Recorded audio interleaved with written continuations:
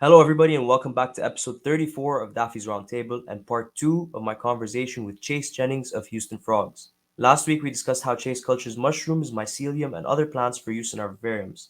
We also discussed all the awesome products he's working on to advance the dart frog hobby. This week, we discuss different feeder options and get a tour of one of the Houston Frog facilities. But first, a huge shout out to the show sponsor, Exoterra, for making this episode possible. Exoterra makes quality products for our pet reptiles to make them feel at home. Okay, let's jump back into part 2 of the conversation with Chase Jennings of Houston Frogs. And then another thing that I think I found very interesting with your website and something that you're also doing differently, something that I've been looking for a very long time is alternative feeders, Yeah, something other than fruit flies. So yeah, actually, I found a bunch of different ones. Maybe if we could talk about a few of them, maybe starting with the sure. Malaysian micro roach. Yes, Um, those are guys. those as small as fruit flies? Yeah, so that's the fun thing. They're actually the same size as Heidi eye fruit flies. Uh, Awesome. Now, some Rantomaya still will eat them, especially the babies, because the babies are tiny, the Yeah. size of springtails. A lot of people actually accidentally misidentified their babies as springtails because they're so tiny. Okay. Um, but yeah, they're so fun. And the cool thing about it is, when I say roaches, people are like, "What do you mean?" Like, I hate roaches Yeah. because so many of us have had things like red runners and wood roaches. Some roaches are very protein hungry. They'll get into dart frog vivariums because it's this nice wet place with all this food for them. Dead fruit flies and vitamin deposits from dumping out your vitamins in there. Uh, Yeah. and then frog eggs, which frog eggs, those are tasty, right? And so these roaches will get in and they'll eat frog eggs. They will actually chew on the frogs as they sleep at night, causing wounds that could eventually get infected and kill the frogs. They're horrible. These roaches are not our nightmares. They are friends. The really cool thing is they eat detritus. They just eat, they'll eat frog poop, they'll eat all kinds of things within the soil. They're not protein hungry. So they're not something that's going to go after your frog eggs. They're not something that's going to go after your frogs. They're just running around there cleaning things up, just like your isopods or springtails. And they need high humidity. If they get outside of that vivarium, they'll just die. So Just you're not gonna find them walking around in your kitchen. yeah, you don't have to worry, which is beautiful. And they're horrible climbers. I mean, they're just the derpiest little things, just like dubia roaches. Awesome. They can't climb well, so you don't have to worry about them escaping. And again, they're so tiny, so minuscule. It's something you can add into your vivarium. They're going to reproduce in there because that's a great environment, just like for isopods or springtails. They're going to help to clean things up, but they're also another feeder source for the frogs. So if you are on vacation a little bit longer than you plan to, and the person who's supposed to come over and feed fails you and doesn't come over when they're supposed to, your frogs have something else they can munch on. Or if you underfeed one week, yeah, they have something else to munch on. Do they outcompete with springtails and isopods? Well, and that's the beautiful thing too. Like they get along very well with the isopods and springtails. They don't Awesome. predate upon them. Oftentimes, with competition from other invertebrates, it's predation of their young. They'll either Mhm. eat the small springtails or their eggs, or they'll eat the manicae from the isopods. These microroaches don't, and that's the wonderful thing about them. Is they live very, very nicely with them, very peacefully. That is awesome. And then what do you feed them? Because you're not also feeding them the same media as you're feeding the fruit flies, are you? No, and that's the wonderful thing is I hardly feed them anything. Um, Oh, they eat most of the stuff within the soil. They'll eat fungi that grows in the cold chain container. very cool. I'll throw some algae flakes and things like that in there every once in a while.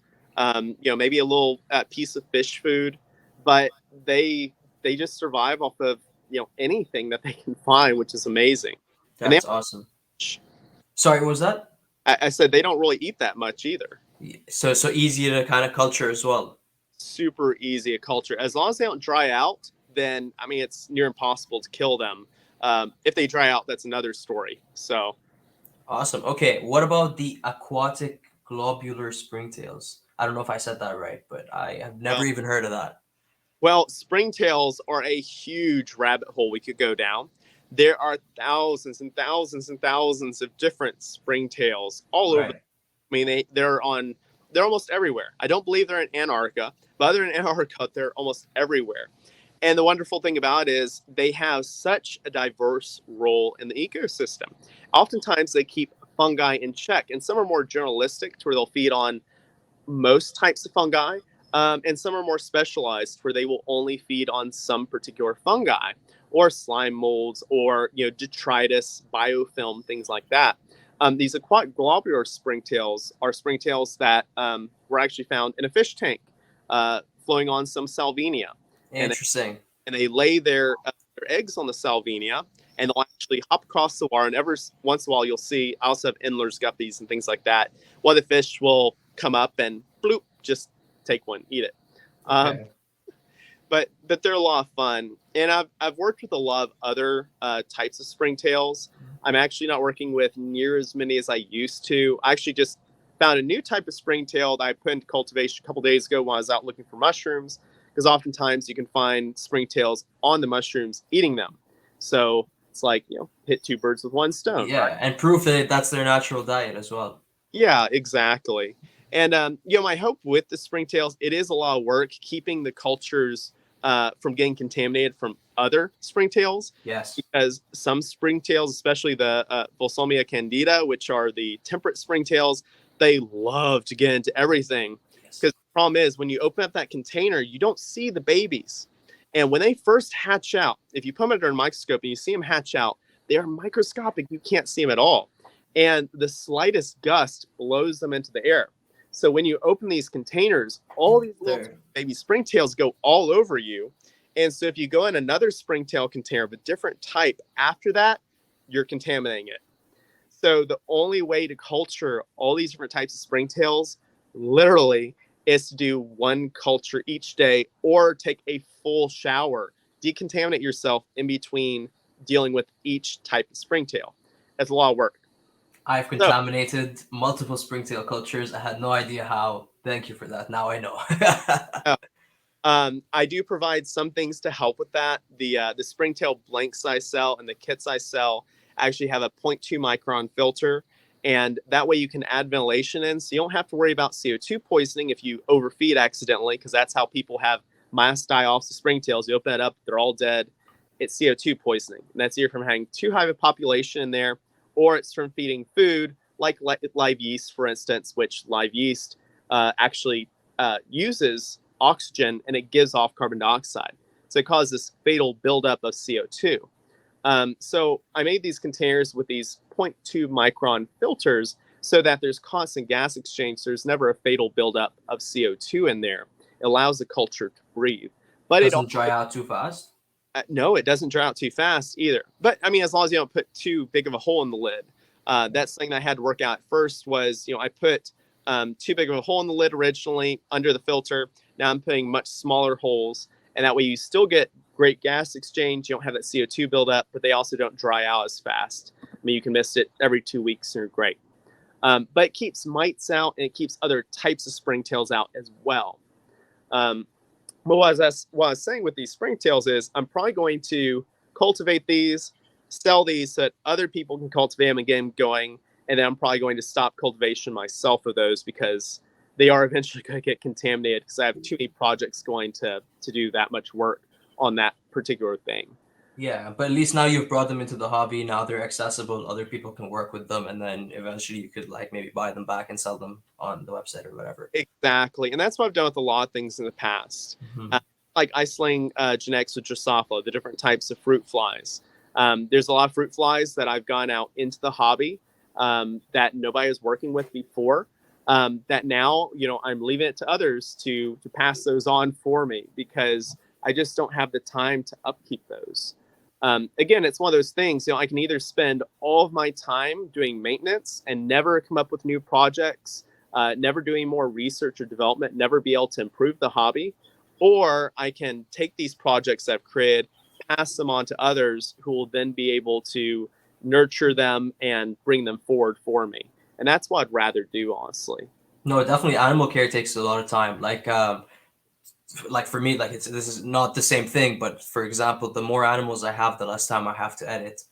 Yeah. Downsizing gives you more time to edit and all of that, like mumbo jumbo. But that's very cool. Okay, I'm gonna ask you about one more before we jump off the feeders. The spider beetle culture. Yeah, well, that's actually a grain pest. It's probably something that Okay. wouldn't be like Canada or something like that, but it's something that's super easy to culture on dog food. And the funny thing about it is, I mean, you literally just put the dog food in there, they burrow into it, they lay their eggs, they hatch out, you feed them off. I mean, they're pretty simple culture, pretty much the same as wheat weevils or bean beetles, anything like that. Have So you actually seen the frogs eat any of those three things you just mentioned? oh yeah, no, they'll eat them all. The thing about it is they typically don't like bean beetles that much because they do have a hard exoskeleton. They're very high in chitin, which is why I typically don't recommend you feeding too many to your frogs because they can actually get prolapses and things like that because it's Yeah. very difficult for them to digest the chitin.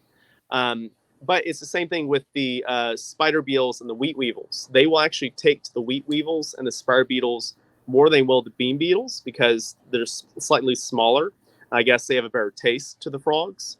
But again, it's something that I would only recommend as an occasional feeder, a treat. It's not, or a backup feeder rather. It's not something that I'd recommend as feed it all the time, because fruit flies are relatively soft. Yeah. Uh, but these beetles, they have a hard exoskeleton, which is hard for the frogs to digest. So if they have too much of that, then they can run into digestive issues, which is why I recommend no more than 10% of their diet be in those types of beetles. So do you still use or recommend fruit flies as the staple, most recommended Yeah, diet? it's always good being the main staple diet. Now, there are some springtails I've worked with that will actually hold vitamin powder on them, which is great. And they're saying that could be cultured. I've actually been working with making cylinders, like these drums that are coated with clay, that these larger, I mean, very large, like Tomoceras springtails could be cultured in. They're really fast reproducing. And then you could just dump them out into a cup and dust them like fruit flies and then feed them just like fruit flies. Because fruit flies are, I mean, they're nasty. I mean, let's all admit that. They're They're nasty. disgusting. Uh, Yeah. if cultures for too long, they're prone to getting mites in them, grain mites, which then crawl over everything, and then you feel all itchy. And they get out. Like when I was culturing 600 fruit fly cultures a week, which was insane. I put a drink down for like 5 seconds. I looked at it, I'm like, oh, I can't drink that now. It has like 10 fruit flies in it. A couple of weeks ago, I had a couple of friends over. We were filming an episode like here in the basement, just like live, not over live stream. And so we were having a couple of drinks, and halfway through the podcast, I'm looking down as I'm taking a sip of beer, and there's just a fruit fly sitting there staring at me. And I was like, "Yeah, Yeah, it's a frog room." Yeah, yeah, there you go. A little extra protein for you. exactly. Yeah, a little extra protein. Exactly. No, that's awesome. Okay. So since we're on the feeders, I mean, due to something we actually mentioned earlier as well, which was the calcium clay baths. Sure. So we actually don't have any source of like nowhere to buy the calcium clay in here in Canada. So a friend tried out a bunch of different recipes and created some. Don't know if it's actually equivalent to what you're selling and some of the other like ready-made products out there, but I have actually seen a number of different species sitting in it, bathing in it, covering themselves in it, and I actually had my Dendrobates tinctorius oyapak pair lay their eggs on the calcium. Yeah. So it's definitely super useful. How did you come up with your like I don't know if it's a secret recipe or anything, and I don't want to know it, but like if like how did you come up with the recipe, and then sort of is there a difference in the recipe used for culturing springtails versus the recipe for like the calcium clay baths for the There, frogs? there's a huge difference. I mean, it's Okay. it's like a dog and a cat. It's like an Okay. apple and an orange. They're completely different. And Awesome. like slant like this, the calcium clay for springtails, the springtails do not need that much calcium the slightest. This is something that someone posted on Dingerboard years ago. People ran with it, they spread it, and all of a sudden, everybody thought that springtails needed all this calcium, which is completely false. They utilize a small portion of it, but they don't need near as much as what isopods do, because isopods have a calcium carbonate composed exoskeleton, right? They're Right. crustaceans.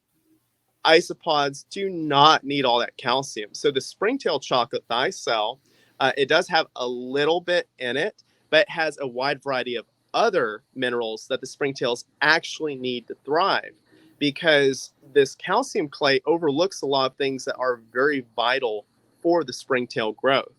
And quite honestly, a lot of species like Fulsomia candida, the temperate springtails, you can culture them on almost anything. I mean, you could probably culture them on a dog turd. I mean, honestly, so easy a culture. I formulated my clay particularly towards some of these much harder to culture species, a lot of the globular springtails, for instance. So calcium clay, you won't be able to culture a lot of those rare types of springtails. And again, it is vastly different from the calcium clay bath that I make. That calcium clay that you're thinking of that they use for springtail culturing, again, way more calcium that needs. Someone literally just was like, oh, I'm going to Google all these things that have calcium in them. I'm going to throw them together, and that's going to be the product. Okay. Right? There's a lot more thought, a lot more research that goes into these products that I'm making. The calcium clay bath is extremely fine. And what I mean by extremely fine is it's on the order of about 10 microns. It's something that is very bioavailable. It's something that the frogs will be able to soak in it and very easily absorb the minerals through their skin. And it's not just something that is very rich in calcium, but it's rich in a lot of other minerals that the frogs need, like magnesium, like zinc. It has a lot of trace minerals that they need, like cobalt, for instance. The thing about it is it's something that a lot of work went into on the same order as making a supplement that you'd feed to them orally. Now, it's not considered a supplement so far as like regulations and everything else is concerned. It's saying that's for, I guess you would say it's like novelty use, or for, I guess, it's for them to play in, essentially. Yeah. But my main reason for making that was because I wanted something that was going to provide the same thing that they're going to be getting in the wild, which is being able to absorb all these minerals through their skin, through their environment. Because the environment that we create does not typically have something like that where the frogs can absorb those minerals through their skin. We're using distilled water in their tanks. They're typically not going to be getting vitamins or minerals through the water. We're typically putting a lot of leaf litter down, which we should. We're not having a water source in there, because if you have a water source, you have a lot of issues with stagnant water growing harmful bacteria and stuff like that. But in the wild, the way that nature works is there are natural puddles. There are natural areas that there are clays that are exposed that the frogs can walk on. They're very rich in minerals. A lot of times these minerals originally come from volcanic sources, or they come from even marine sources, because as you know, a lot of the earth was originally covered with water. And then as the glaciers form, which is why we're so worried about the ice caps melting, these waters receded. There's all these minerals that we don't have in our tanks. So this clay bath that I made has those minerals that are so vital to the frogs that if it is being missed in the oral supplements that we're giving them, or they're not being given enough, it's something that is auxiliary supplementation.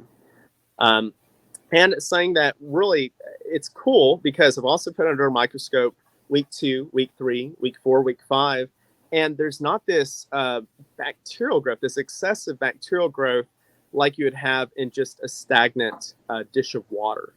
The clay bath itself actually seems to have antibacterial properties. Does it ever deteriorate? Do you ever need to change it, or is it kind of Well, typically they're going to splash it out within a couple weeks, which is why I tell people that you probably don't want this in a show tank, because they're going to splash everywhere and have muddy frog prints everywhere, yeah. which people love. Other people are like, oh my God, like I want it to be nice and clean and pristine, which nature is not, right? Nature's dirty. Yeah. But so I tell people, if you have a beautiful show tank that you don't want frog footprints on everything, you might not want to use it. But a lot of people, especially people who breed a lot of frogs, love it because I've had people tell me that their fertility's also increased using it. Because again, it's an auxiliary way to supplement your frogs. So, and it's a way to give them something that's sort of fun for them too, something where they can be frogs. They can Yeah, splash through the mud, which they seem to really love doing. something to do in nature. Yeah, 100%. Yeah. Will this be considered a dry good product that can be shipped to Canada at some point? Yes. Yes. Awesome. Okay. That's going to be one of the first products that's going to be shipped up to Canada and the UK and everywhere else. So Nice. yeah, it's going to be pretty cool. I think you are going to enjoy it. So, Oh, I can guarantee we will. well, Let me know when it's possible. I'm going to have the international website launching in probably the next couple weeks, planning it. But I also have a lot of wedding planning going, so we'll Of see how it course. mix. Of course. But if it's not the next couple weeks, it'll be within the next month, the latest.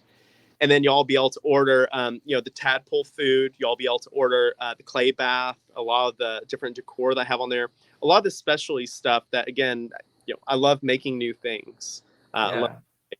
So, Actually, the tadpole food. mhm. I also saw something like tissue culture spirulina, or Yeah. it was like spirulina plates. So what is that, and like how do you use them as tadpole food? So one of the most important parts of tadpole rearing is their nutrition.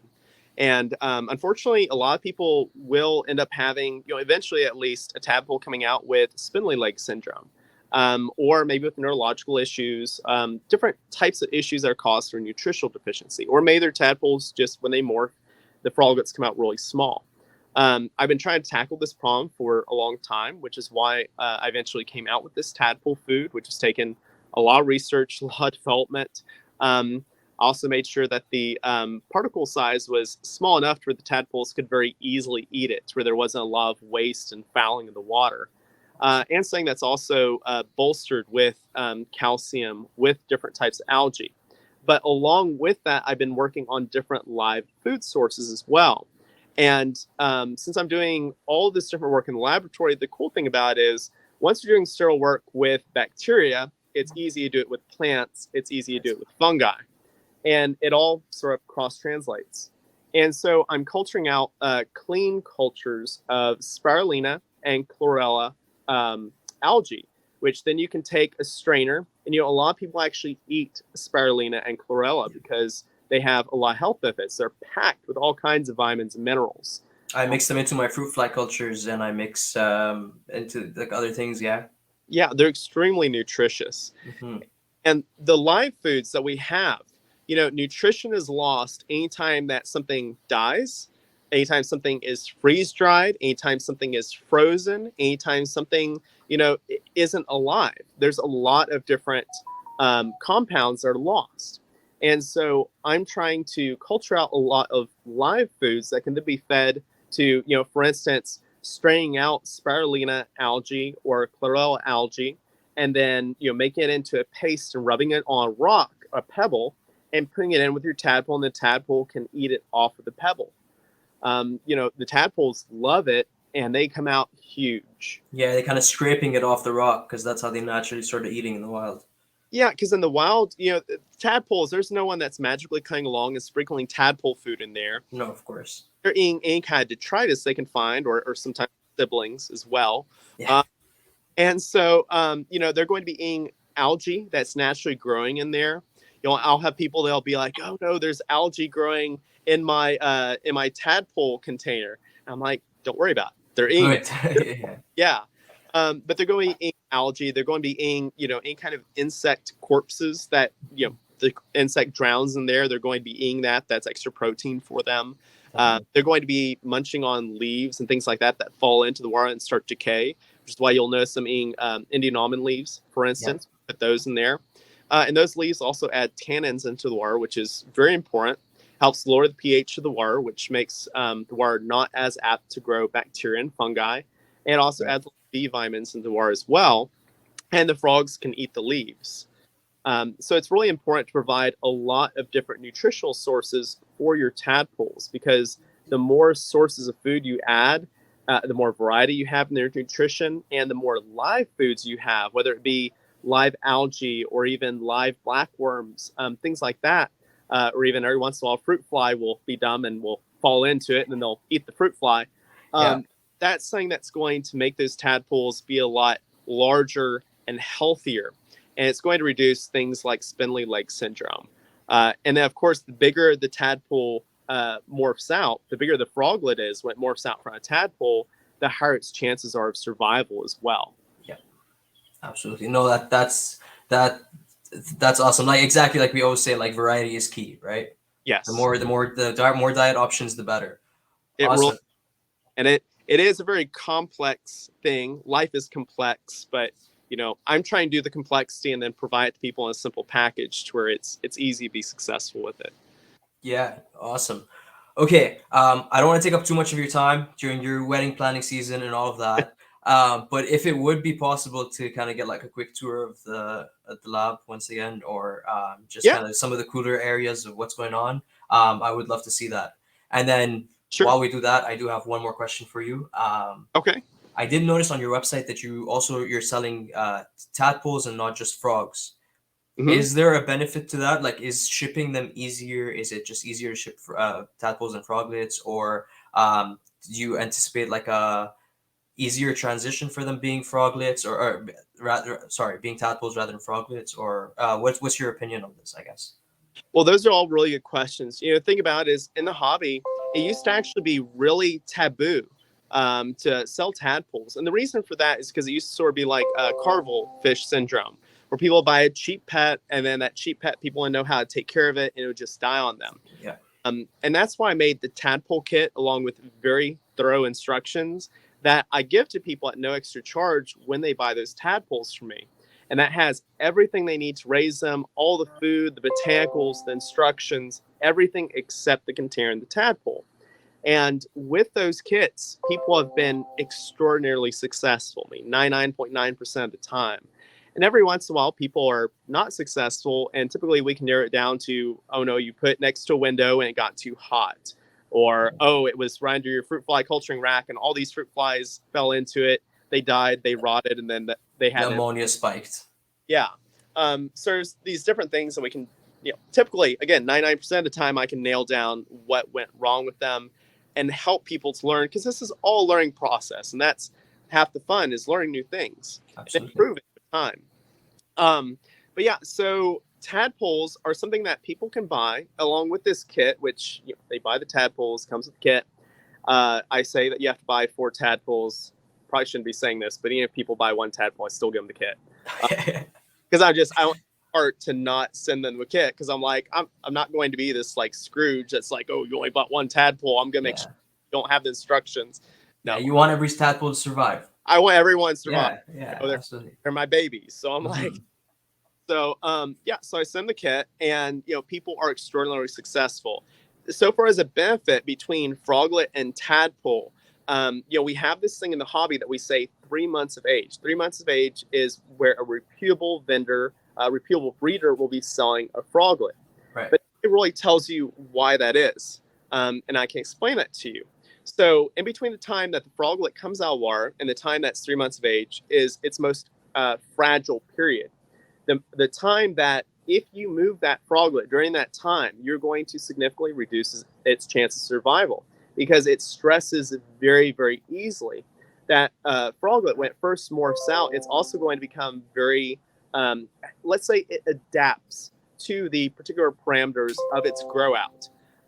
It's one of those things like a tadpole, when you first put it into water, you can have all these different water parameters and it's fine because in the wild, the parents, particularly if it's some type of dendrobates, is going to be depositing a tadpole into a stagnant water source that may be extremely high in ammonia. It may have all kinds of nasty things in it, but the tadpole will adapt to it, and that's perfectly fine. But the froglets and the tadpoles, once they get of age, they lose that adaptability. They are adapted to that environment and they don't expect because there should naturally be a grand shift in that environment. So if you take a fresh water froglet up to 3 months of age and you shift it to a completely different environment, something that has a completely different set of bacteria and fungi in it, then oftentimes it'll fail to thrive. It won't do well. And so if you raise it up from a tadpole and you keep it in that grow out up until 3 months of age when it's stable, then you will be successful. It's very easy to be successful. But if a breeder were to take it at 1 week, 2 weeks, 3 weeks, 4 weeks of age, and then take it to a reptile expo, let's say, which I've seen people do, and sell it to people, most of the time people don't do well with them. And that's beyond the point of them not having a lot of fat stores, so it's very easy to underfeed them if you're someone who's brand new to the hobby. Or again, you don't have your humidity right. They don't have the fat stores, that mass to be able to buffer against, perhaps too low of humidity, which oftentimes you get frogs and they'll hide. They're like, why are my frogs hiding? I'm like, do you have a screen top? They're like, oh, yes, I do. Put some glass over it, put some saran wrap over it. Your frog will be out and about because too low humidity right now. So tadpoles, the benefit that people have is that you are able to buy them for cheaper than you would a froglet. You save money. But a lot of people also love to see that process of the tadpole starting out, it growing in size, and then it getting its back legs, and then it popping out one arm, then popping out the other arm, and then crawling out of water, and getting the color. Yeah. And then the tail disappears, and all of a sudden it'll start eating and hopping around.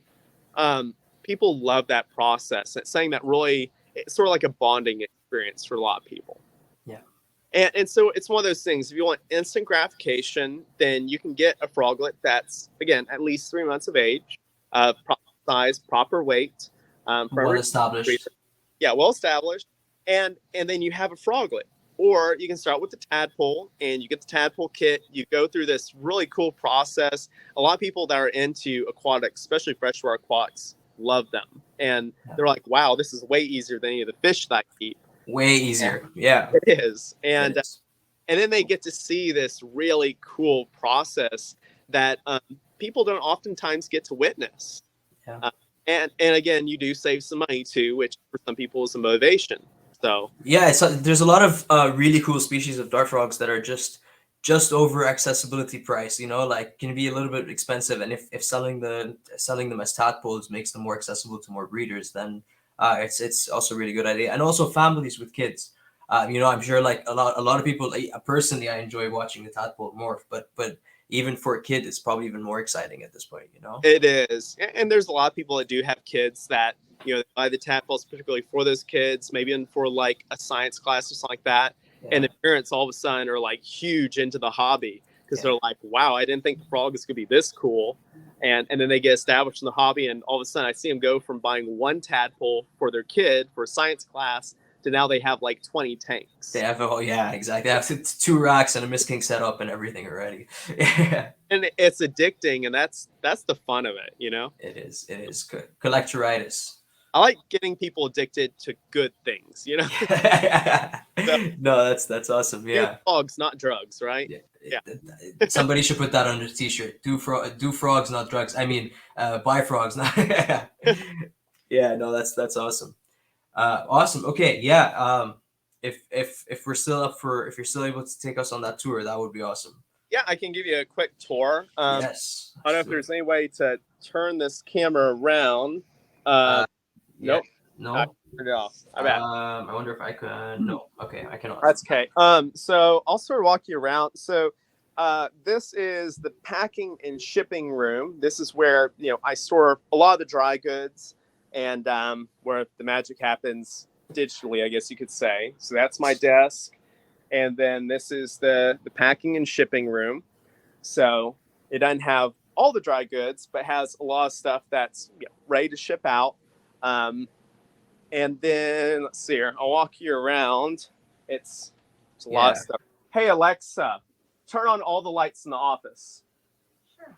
What do you want to turn on? Oh, turn on all the lights in the office. Sorry, everything is voice automated here. That's awesome. Yeah. I have to tell her. Anyways, it's a little bit of a mess right now because I have 1,000 different projects going on. But this is where I do most of the plants and aquatics and things like that. Wow. Yeah, and so I have projects all over the place. I have some of my different mosses, and all these mosses are grown just moss themselves. There's no fish with them or anything like that. And you see, I have like some anchor moss there. I don't know if you can see that. Yeah, absolutely. Yeah. But yeah, and that's saying that you can actually grow terrestrially, which is pretty cool. Um, also store a lot of my tissue cultures in here. This is some Serpians Moss. This is actually brand new into the hobby. No one in the United States has this. I don't think anybody in Canada has this either. No, probably not. No. So that's something that's new that I'm going to be releasing soon. And you do the tissue culture so that they're pest free as well, right? Oh, well, yeah. If you have a single pest that gets there, a single mite, the whole thing contaminates. Like the whole thing. It looks horrendous. You want to see a contaminated one? This is what a contaminated one looks like.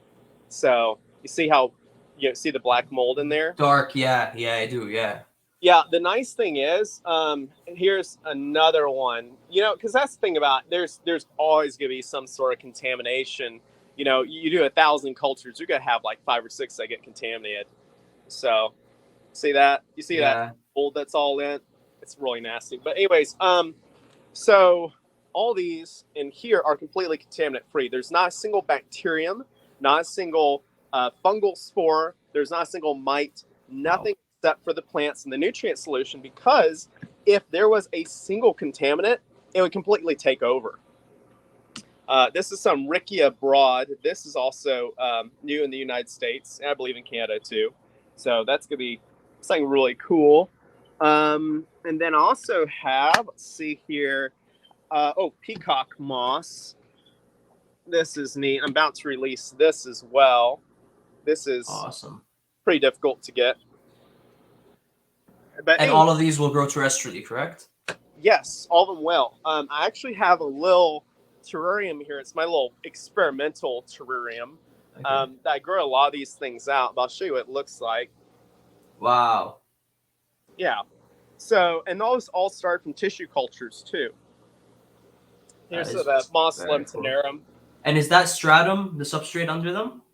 Yes, that actually is. Stratum, so aqua soil. Yeah. I use aqua soil for a lot of different things. So, but yeah, no, it's all those start from tissue cultures. That terrain is a little bit ugly right now because it's in between shows, and I use it for a lot of different experiments. It looked great from here. You're okay. And then here's some Riparian Moss that I'm growing out. Let's see here. Here's Riccia comidrifolia. So that's a liverwort. But I have a lot of cool experiments going like that.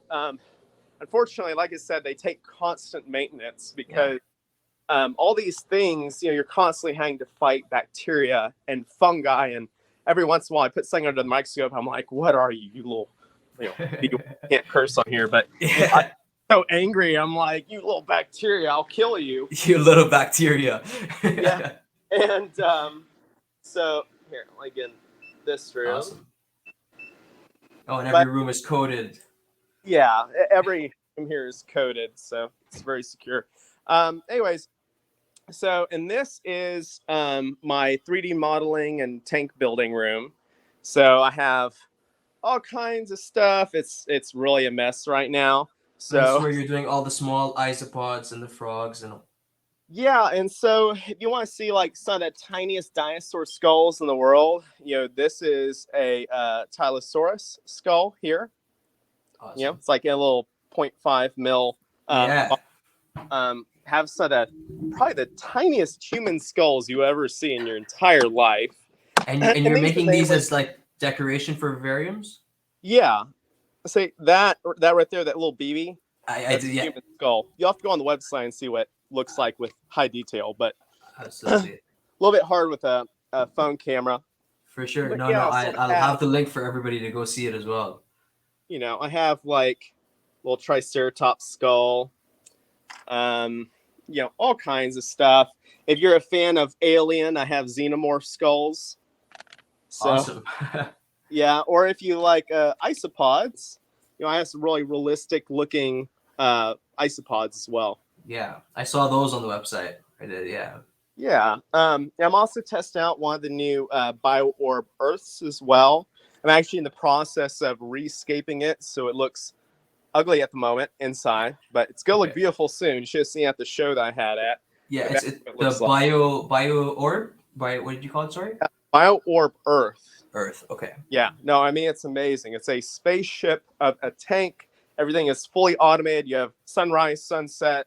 It automatically mists for you, monitors humidity, monitors temperature, sends you notifications if your temperature is too high or humidity is too low. I mean, it's Wow. amazing. So I'll be doing a full review of that pretty soon. And I have some of our mushroom kits as well, which again, Yeah, I actually saw some that are like bioluminescent and stuff. That's like really cool. yeah. This one's almost fully colonized. You can see that brown portion is not colonized at the bottom. No. Yeah. But Yeah, if those ever become available, I keep saying this, but if yeah, those ever become available, I really want to see if I can grow my the own mushrooms as well. aquarium kits. Doop. There we go. Yeah. Yeah, well, like I said, I'll be working on that to see how we can get something going, or if there's someone up there or somebody who's listening to this who can assist with that process. That would be amazing. Yeah. I wish I could, but yeah, if anybody knows, reach out and help us both out. Yes, absolutely. So yeah, so this room is laboratory here, and I mean this is, one of my workstations over here. I just have a lot of my 100 ml media bottles that I put agar and nutrient solution, things like that in. I have some of my moss inoculant that I just made in this last batch yesterday, and so there's some of the moss inoculant there. Nice, yeah. That's really cool. Okay, yeah. On the website it looked more like it was frozen resin, so it was in a liquid. That makes more sense. Yeah. Yeah, it's a liquid nutrient solution, but it's safe for your vivarium. If you're using the nutrient solution that I typically grow them in, it would not be, because it would cause excessive bacterial or fungal growth. But I made these particularly so that you can use them in your vivarium without worrying about that. Awesome, that's very cool. So, yeah. And I'm going to have to decontaminate the lab anyways. So, okay, screw it. I'll just go in. Normally, I would go through a whole decontamination procedure before coming in here. But again, I'm going to have to decontaminate the lab tonight anyways, so it's like, might as well.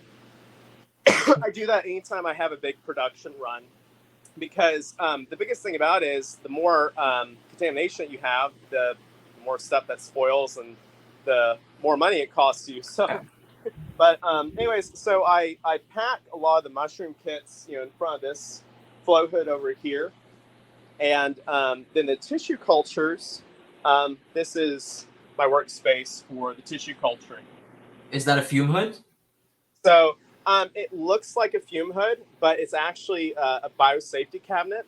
Okay. So it has positive pressure, so it's not sucking the air out, which is what typically a fume hood would do for chemicals, to make sure that the chemicals don't harm you. What it's doing is, I said, it's pushing air out, and it's pushing it through a very fine filter, essentially, that's taking out any kind of bacterial cysts or fungal spores to make sure that the air is completely clean. And it's pushing out any air that may try to enter to ensure that all the air inside the biosafety cabinet is completely clean and sterile. So, awesome. And then of course I just have, storage, different supplies. I have blanks for fungi. I have blanks for tissue cultures. I have my different nutrient solutions. So I have like Vibrio Fischeri agar, and I have my water agar. I have my fungi agar, all that different stuff. Does the Vibrio Fischeri agar glow in the dark? No, the Vibrio Fischeri itself does glow in the dark, but not the agar itself, though. Okay. So the Vibrio Fischeri is the bacterium that has bioluminescence to it. So that's what makes the mushrooms bioluminescent as well? No, that's completely different. So Vibrio Fischeri is something that it's a bacteria that has a symbiotic relationship with the bobtail squid. Yeah. So it has to be cultured on agar that is very similar to the, I guess you could say, the body chemistry of the squid. Otherwise, it won't thrive. And it'll bioluminesce, which is pretty cool. The mushrooms are a completely different thing, which I actually do have now 6 different types of bioluminescent fungi that I'm working with, that I think I just have 2 for sale right now, but I'll be putting up some more soon. So here you can see, and this is like an experimental fruiting chamber. This is where I put all the blocks, all the different types of fungi to test them out. But I'll show you real quick. Whoa. Yeah. So this right here, if you can see it, is coral tooth. See this? Yeah. That looks just like coral. Yeah, and so this is one of the block sets made for eating. And then we also have reishi, which this is Ganoderma multipleum in the back. And we also have this is one of the, I believe this is Herculaneum coralloides. So this is one of the coral tooth terrarium kits that's just starting to fruit out. And this is made also for eating, or is this something you can put in a vivarium? Yes, so you can eat this, and you can also put this in a vivarium. You can put it in a vivarium, enjoy it, and then eat it before it spoils. And that'll get as big as the first one you showed me? What's that? That'll get as big as the first one? No, it won't get as big as that because it doesn't have as much media. Okay. So that's the thing. This typically would not be. I mean, this was not necessarily going to be like harmful for vivariums, but this one is more vivarium safe because this one's going to be up to about fist size. It's going to get about maybe a sixth or an eighth as big as the other one. Okay. So some of these get quite sizable. And the biggest thing about it is not necessarily the size, but also the spore drop, because some of these drop a lot of spores. And if you have too many spores, it can actually clog the skin of the frogs, which can be harmful to them. So when I make those terrarium kits, I make them so that they're frog safe, essentially. And there's a lot of different factors that play for that. But again, that's reishi multipleum. I also have reishi senescence down here, or black reishi. So that's very again, cool. Any new type of fungi that I'm working with, any new product I put in here so that I can test it out. And then also have more tissue culture storage in there. I don't know if you can see that. That's more tissue culture storage. And that actually is filtered air. It's very clean air. It goes through 5 different filters and a UVC sterilizer as well. Does that to make sure nothing gets in? Well, yeah, and it's positive pressure too. So you can see on this, if I push against it, air blows out. But everything here is positive pressure. Everything is magnetized so that if I have my hands full, I can just go through the door. And then in this tent, I have some wood pieces, and I'll be releasing these soon. These are actually inoculated with dowels that were originally inoculated with different types of mycelium. So this one, for instance, is going to be this is going to be pink oyster. And so people can put this in their tank, and then it will grow out pink oyster mushrooms. Very, very cool. Or people can put this in there, and they'll have princess oyster mushrooms. So, but really, you can do this with a lot of the different types of fungi that I grow here. What I want to do is I want to make it where people can put wood decor in their tank that then will grow out different types of mushrooms that are desirable. I've actually got this big chunker right here that I have 3 different types of fungi inoculated with. And will they all grow on the same piece of wood, or will they also outcompete each other? Well, and that's the thing about it. So when they're grown in this medium, they get to take it all over, right? But you don't have to worry about them taking over your vivarium because there's so much competition in there. So it sucks because they're not really going to fruit out after all this other bacteria and all this other fungi has attacked them for a while. But you get to enjoy them for a while, and you don't have to worry about them overtaking your tank. Very interesting. Yeah. And then, everything that's going through the lab is run through a pretty significant filtration system that I actually custom built myself. I'll just show you one of the filters real quick to show you how many different filters it goes through. It goes through a pre-filter, and then it goes through a HEPA filter, and on the other side of that is a carbon filter and cold catalyst filter. And on the other side, and that goes down to 0.3 microns as well. and then on their side is another zero point 0.1 micron filter and a carbon filter. So all the Wow. air that comes into the lab is extraordinarily clean. Yeah. And including into every green tent has one of those filters? What's that? Every one of those green tents has one of those filters? Yeah, every one of these has filters. So That is crazy. because the cleaner the air is inside, not only the lower the contamination rate, but also the less often I have to change out the really expensive filters, like on the biosafety cabinet, Yeah. because those filters typically cost about $700 to $900 a piece. Wow. Yeah, so prevent getting them dirty in the first place, basically. Yeah. If you had something like that in just a regular house or something that was outside of a lab like this, you'd probably have to change them maybe every few months or so. Okay. And that gets expensive fast. Like this, I'll have to change them yearly. Wow. Yeah, there's a whole process to it. And it's not cheap at all. Of course, no, of course. Doing this kind of things can be very expensive. Yeah. I think I've spent maybe $60,000 or $70,000 so far on the lab. So it's Wow. it's a lot. Yeah. Wow. But that's the thing too. When people buy from me, they don't realize that the money that they are sending, it's not just going toward, my living expenses, because I've got to eat, right? Yeah. I Of got to eat. course. No, of course. Gotta feed Yeah. my family, but it's also going towards research and development. It's not going to a giant corporation that's, going and It's going to plundering the planet. It's going to cooler products coming out in the future.